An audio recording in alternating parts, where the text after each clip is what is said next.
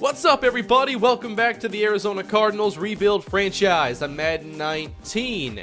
It does not appear that our Cardinals are going to the playoffs this season. We have regressed in a big way this year. We're just 5-7 at the moment. Actually, I think we're worse than that. Okay, we are 5-7 with 4 games to go, and the NFC is a lot better this season than it was a season ago. So I'm not expecting us to really make anything of this year. So our goal today is basically to get to the end of the year, evaluate the roster, and go through the playoffs and see how that goes. And the next episode is going to be the offseason. So we're in major evaluation mode right now to see if these free agents are worth keeping around for the long haul. We have Jonathan Allen, Chris Godwin, Patrick Peterson, Turner Latsko. Still some tough decisions out here. This is one of the tougher ones, and I've already addressed a few players and gotten some deals done. So I say we push forward then with the season and see how the Cardinals finish the year. We'll see if we have a high pick or if we're going to be in the middle of the draft. I'm not sure what to expect. I think any shred of hope was just erased with our fourth straight defeat against the New York Giants. We lose with Lester Phelps throwing a pick. Dak Prescott is the quarterback now in New York. He succeeds Eli Manning. And then Jason Lemon found the end zone a couple times. We'll see if this year Jason Lemon, can he make it to Rookie of the Year? I highly doubt it. Odell Beckham, by the way, 12 for 157.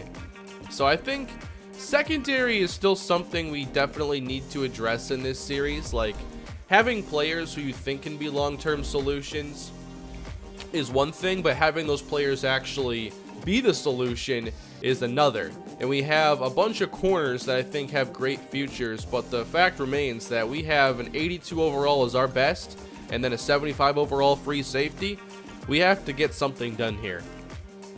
The losing streak is now over, and how about this? A 38-point outing, really out of nowhere for this team. 2 touchdowns out of Lester Phelps. I also saw there was a weekly award. I don't know who won it yet. Maybe it was Jason Lemon with his 89 yards and 2 touchdowns. It would take some pass game production, though. Hey, Elijah Wellman, the fullback I signed. He reaches the end zone. And receiving. Nice job there by Parker Tate. Definitely want to get him some more playing time here as the season rolls on. OJ Howard has a big day. And okay, Lemon's not going to be player of the week, that's for sure. Maybe it's on defense. Maybe. We have a few sacks here. Bosa, Julius Hollier, and an interception by Peterson that was not a touchdown. So I don't know who it could be. Oh, it was Pat Pete. I guess it was an easy week to go win the award. Okay, then. We are going to get a couple more backups in here just to get some more playing time for them. So kind of shutting down a few of these veterans. We're going to get to Nard Huval some more time. We're going to play defensive tackle Antoine Knight. I think he's pretty interesting. Defensive tackle is a pretty important position on this team, I think, going forward. We got to get that better. And we have a couple players here to upgrade, including right guard Titus Green. Guard is likely a position I'll address this offseason. I think that we have to get a lot better for our run game especially. We'll upgrade Titus Green here in the power department. His overall does not go up, but we had to get this better. And run block for him, which was a strength, gets even stronger. And then there is Parker Wood, who has just been brought in to do one job. And I think he's done it pretty well as a coverage linebacker. I think I'm going to go field general with him because that can also upgrade your coverage, but it also upgrades pretty much everything. Field general is my favorite upgrade in the entire archetype system because it is the one jack of all trades archetype. Where else are you going to get 2 block shedding to help out your run defense, your awareness to help your intangibles, your speed, your strength, and your coverage? That's an amazing role. We dropped this game to the Bears, 23-20. And Lester Phelps with a touchdown and an interception. Jason Lemon, 58 yards on the ground. I'm not sure he has any 100-yard games. I'll have to check his game logs here once the season is over. And I'll be going through league leaders and all sorts of stuff, so that's why I wanted to give this its own episode. I know we have a lot of stuff to jam into here. Joey Bosa, 3.5 sacks, finishing very strong. And then Jalen Smith makes a play. I scouted the running back. Imagine that. Mac Tuck, Great break tackle, ball carrier vision, and so close to being named Mack Truck. So close, Madden. Before our final game, 3 more upgrades, and we'll start here with running back Jason Lemon. I really want to look through his numbers this year and see what his season really was, because I haven't been that impressed by the individual games. The average also hasn't been there. It kind of just seems a little bit like Todd Gurley's second year in the league, where the blocking was just so bad, even his talents could not overcome the disadvantage the offense was at with no passing game and no offensive line. Now, I don't think that our situation is anywhere near as bad, but the results seem to mimic that. Anyway, I have enjoyed upgrading the power back, and I'm trying to get Lemon to be a true complete back, no real weaknesses, and this is an amazing role, getting 4 different things upgraded like that. And he's 211 pounds, so his build, he should be able to run with some power here, and I'm really excited to see where his career goes. I think we're nowhere near the peak with him. Deshante Nolan, our left tackle, is up next. He is signed to, a 7-year contract? We got to get that run blocking better. We need to run the football way better than we do. So is it power or agile to address then? Honestly, it's neither that's the weakness. It's just that run blocking in general is low. So I guess we can alternate going back and forth between agile and power. I wish there was a run blocking archetype, though. I think that is an oversight in this system to not have that. Alexander Barton, he needs to get better in his finesse rushing or finesse protecting, whatever you want to describe that as. And we got that boost there. He's a 75 overall. Center's another spot we're going to address this year.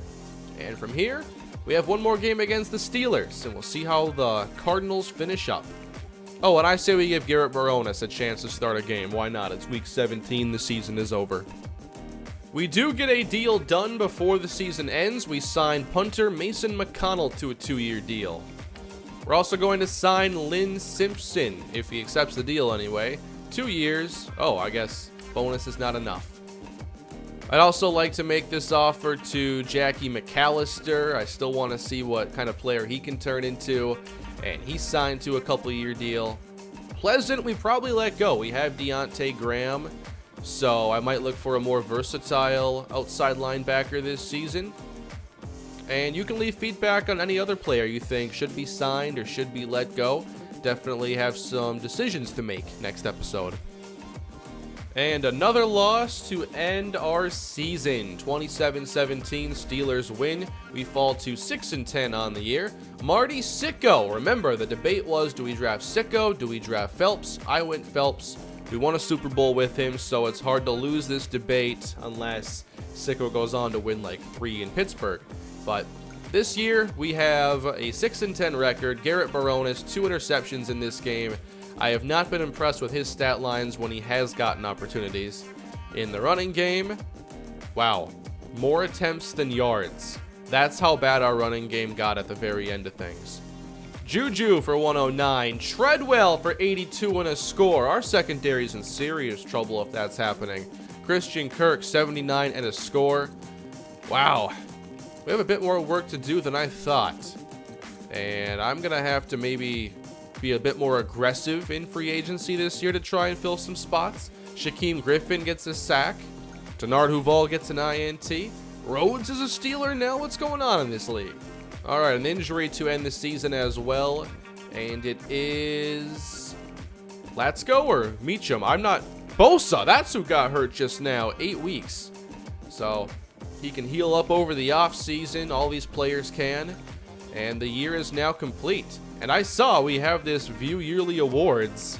Is it possible we actually won something major here? I can't think it's Jason Lemon. That would be great if it was. Baker Mayfield is the MVP for the 9-7 Cleveland Browns. Alvin Kamara in second at running back. Very impressed with that. Todd Gurley's up there even. Offensive Player of the Year, Alvin Kamara. And defensive, Roquan Smith. Offensive Rookie of the Year is Paul Durr of the Minnesota Vikings. We'll check on Durr. I don't even know what position he plays. Jason Lemon came in second place. I did not think that he had a Rookie of the Year campaign. So I can't say I'm disappointed in not getting the award. I'm disappointed in not doing better to get the award.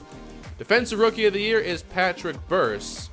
And obviously with Lemon not winning, that means that we won something else.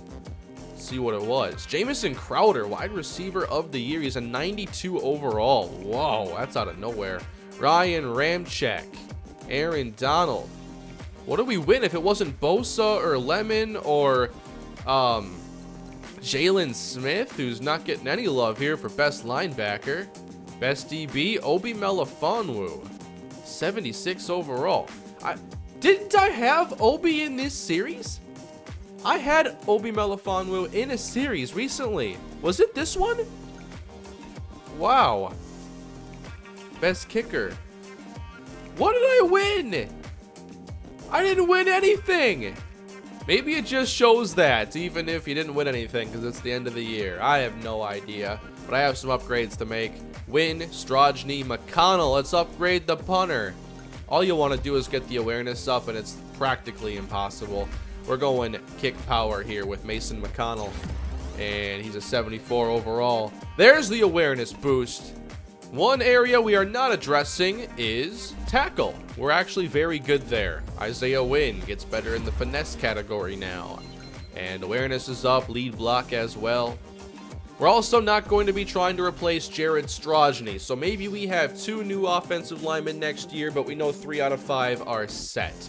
And that run block finesse is just not going to work. We're going to upgrade agile for him, get him closer to being a scheme fit.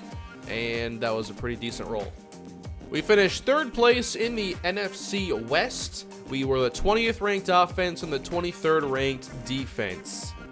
13th in points scored, and in points allowed, 31st. For a defense that helped lead us to a Super Bowl and had almost no change to the next season. Football is it's a weird game sometimes. Lester Phelps, 24 touchdowns, 10 interceptions. Certainly not a great stat line whatsoever. Plenty of quarterbacks get these stats and then a lot of criticism along with it. So his year really doesn't seem improved from his first as a starter. His yards per game was down by 40. So clearly we have to make some changes next year, and I do think it's time to kind of reevaluate the offense and build a playbook that fits who we have currently. We obviously, I think, had a better power running game, and we should do some more stuff to get Phelps moving out of the pocket and running. So I can build a new playbook or revamp our current one and definitely get some more zone running and outside runs for Jason Lemon to try and get him to reach his potential. So that's a big priority going into the offseason. It was not a great year for Jason Lemon. I just can't say it was. Under 1,000 yards rushing. We only got 3.6 yards a carry. It says his long was 15. I don't think it was. I thought we watched games where he had longer carries. Does that not sound right? Receiving wise, 340 yards, 2 touchdowns. This production is fine, but the running game, that's not going to cut it. He had one 100-yard day, and according to this, his longest run was 15 yards. That can't happen again. Nick Chubb, 4 touchdowns, and then 1 for a variety, including Ricky Seals-Jones and O.J. Howard. Receiving, Isaac White had the 1,000-yard campaign. Was that the first of his career? He's already signed to a 4-year extension. And yes, this was the most productive year yardage-wise in his career. Good career so far for him. Chris Godwin, 833 yards, 4 touchdowns. He wants basically the same exact deal as Isaac White. Do we give it to him? I certainly like Chris Godwin, but we can't pay everybody. We have to pick our spots as to where to move on. Jason Lemon was our 4th most productive receiver. Kirk, 587. Do we try keeping him around? He has been a Cardinal this entire series, and here's what he's done. Being really solid. A lot of big plays from him, a lot of touchdowns, won a Super Bowl because of him. Then there's Parker Tate, the player I want to see take that next step. He's a 76 overall, and I do want to build with him in mind moving forward. But the deep route running is a concern. He's probably not going to be like a superstar, but he can be pretty good. Then there's Ricky Seals-Jones, who was really productive last season, not so much this year with O.J. Howard staying healthy. And Curtis Samuel didn't get on the field a whole lot, apparently. Sacks allowed.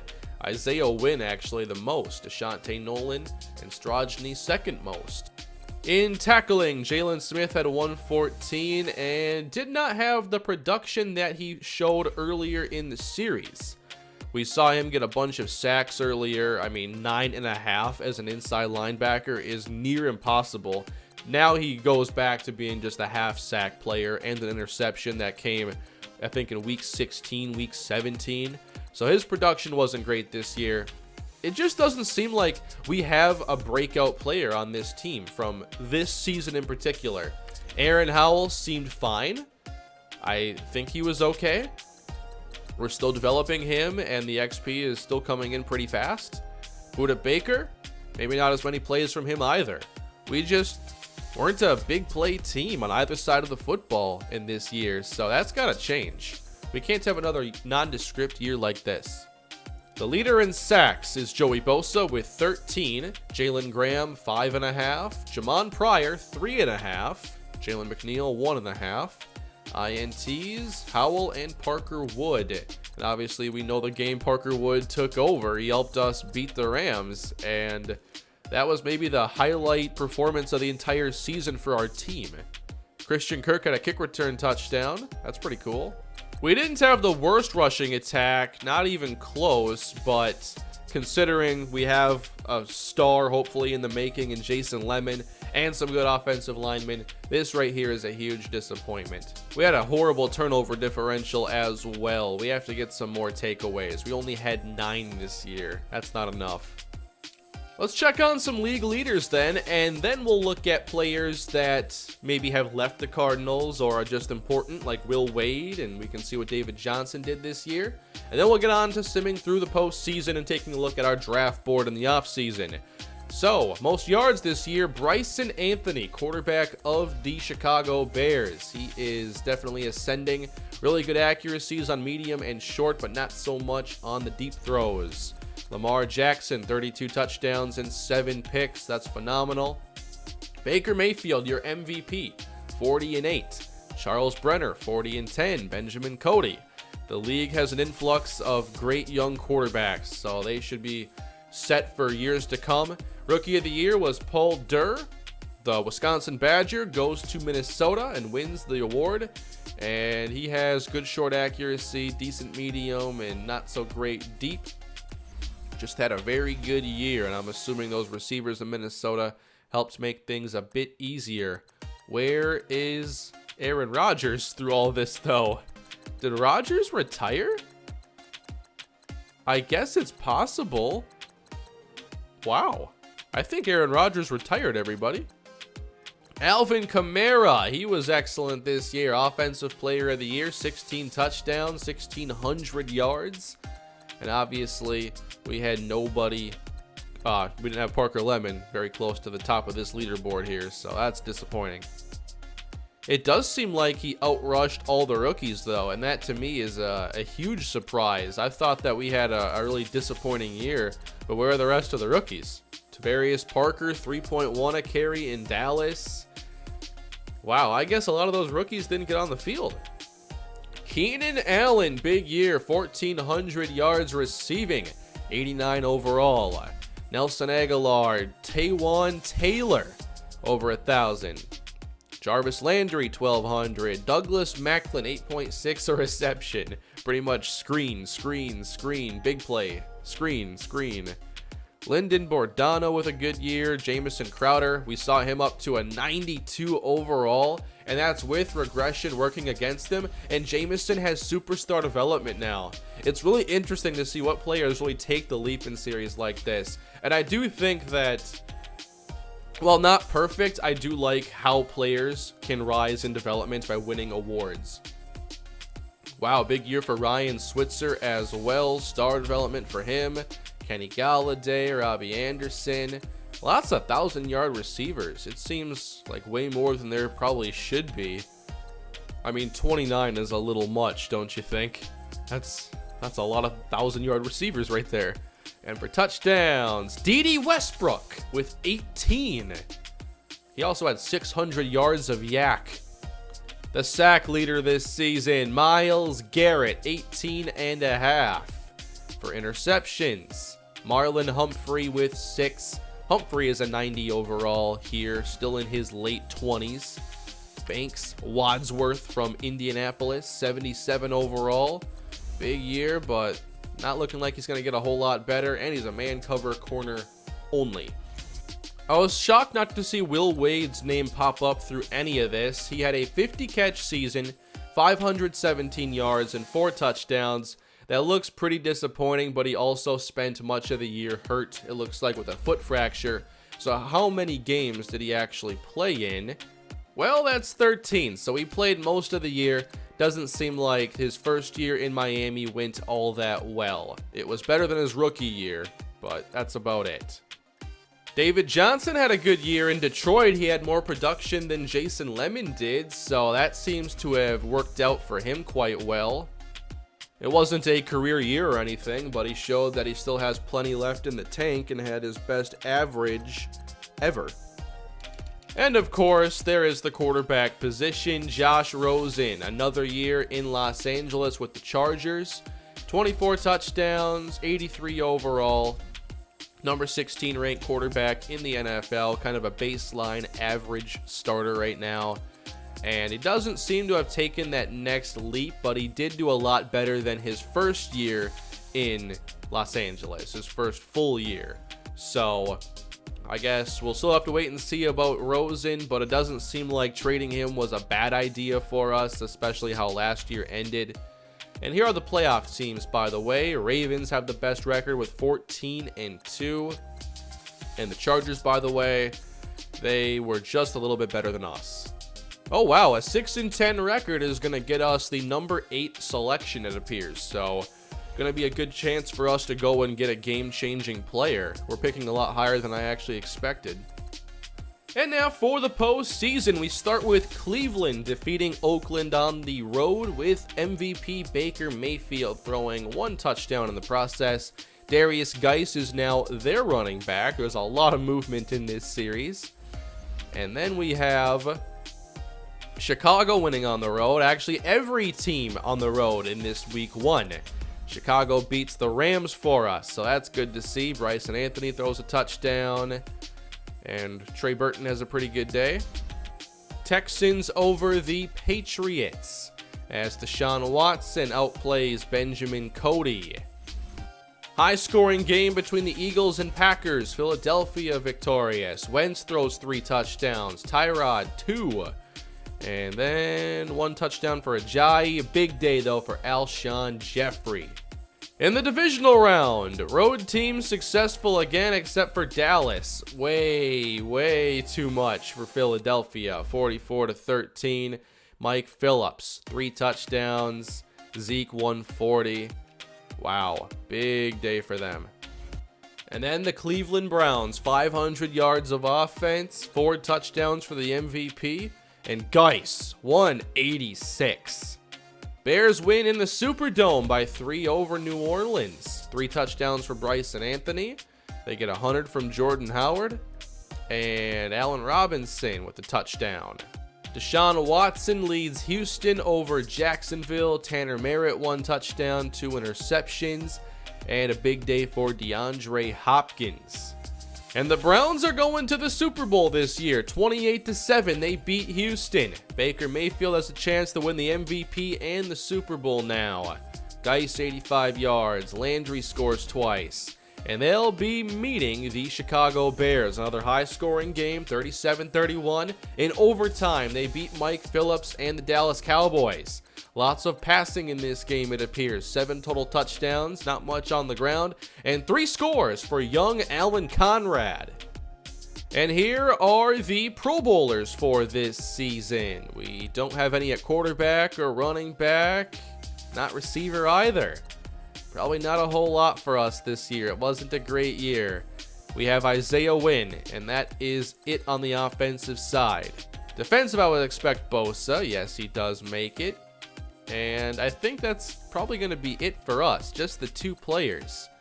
Torrance made it, a 74 overall corner. Gotta love that. So yeah. Oh, Christian Kirk makes it 3. Okay. So let's take a look now at the scouting board. We know we're picking obviously really high this year. We're 8th in the first round. We have 3 third-round picks, 3 fourth-round picks, which means we can trade up even more if we want to in the first or second rounds. So what could we possibly do? We can actually look at these top players now and see if there's anybody that we really want. There is Gilbert Khalil, pass rusher from Clemson, who I think is interesting. He is an early first rounder, B finesse move, 23 years old. There's also Joseph White, another pass rusher that should be in that area for us, assuming he doesn't go in like top 3, but he has B plus power move and he's 22 years old. There's also defensive tackles. So it seems like the first round is best set up for us to address defense, and that's great after the poor year we had on that side of the football. Griffin Hazelton has to also be in consideration. He's only 21, has that B plus power move. We need an impact there in the middle. But there's also Howard Iwabima. Am I saying that correctly? B plus finesse move. Another great pass rusher here for the interior. It seems that there's going to be somebody there even if we don't trade up. But I do like to target my favorite player and see if there's a chance for us to go up and make something happen. Trenton Barton at safety could be exactly what we're looking for, but we only have 1 first round pick. We could obviously work on making that 2. 21 years old, great coverage, tackle and pursuit, 6'4". He's as close to a can't miss as you can get here. We'll see about the combine. Good corner here as well in Thomas Hart if we want to go that route, but it's not my favorite early in the draft. I've scouted all the draftable interior offensive linemen, and there are some decent options. Here's Roy Lowry, a right guard with good run block finesse, good pass block finesse, and lead block. He is also a scheme fit. I think finding a scheme fit at offensive line is really important, so he's one I'd prioritize. There are also some mid-round guys who could provide some decent value at center. There is Will Petrus here with B- run block and pass block finesse, another scheme fit at 21 years old. There really aren't a lot of elite offensive lineman prospects, so you really just got to go find somebody young who's a scheme fit, who has a couple ratings that are already solid, and you just got to work on developing them. You're not really going to find a lot of finished products along the offensive line in this game. So, no Quentin Nelson here.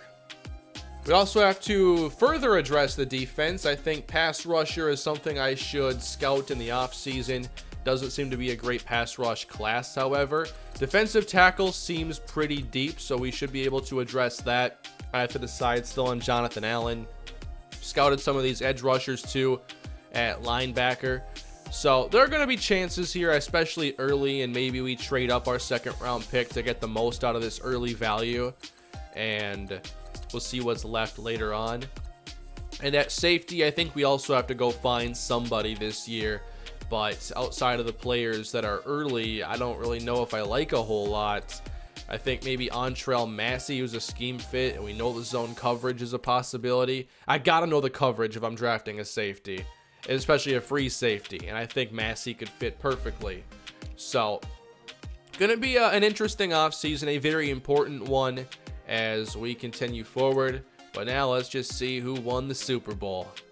The Cleveland Browns got it done. With 9 victories on the season, they win, just like we did a year ago, going through the wild card gauntlet and getting all the way to the Super Bowl and winning it, 38-24. Baker Mayfield with 2 touchdowns. They picked off Bryson Anthony a couple times. Huge day for Darius Geis, a $143, 3 touchdowns, and a 75-yard touchdown. Receiving, Landry scored. Trey Burton, Alan Conrad, those two seem to be a very good duo here in Chicago. Allen Robinson still there as well. 38 points though. Browns get it done. Myles Garrett with 1.5 sacks. So that's how this season ends. Jabril Peppers not playing running back. This is what could happen. What would have happened in that series if Peppers never played running back? I want to know. But his ratings were so bad for safety. You gotta admit, his ratings were awful for pretty much anything. So that's gonna bring us to the end of the year. and a new offseason next time around. So leave your feedback down below on what you think we should be doing this time around. And I will see you again with more Cardinals franchise soon. Please leave a like, subscribe to the channel, and I'll be back with more Cardinals Rebuild franchise shortly. Have a great day, everybody.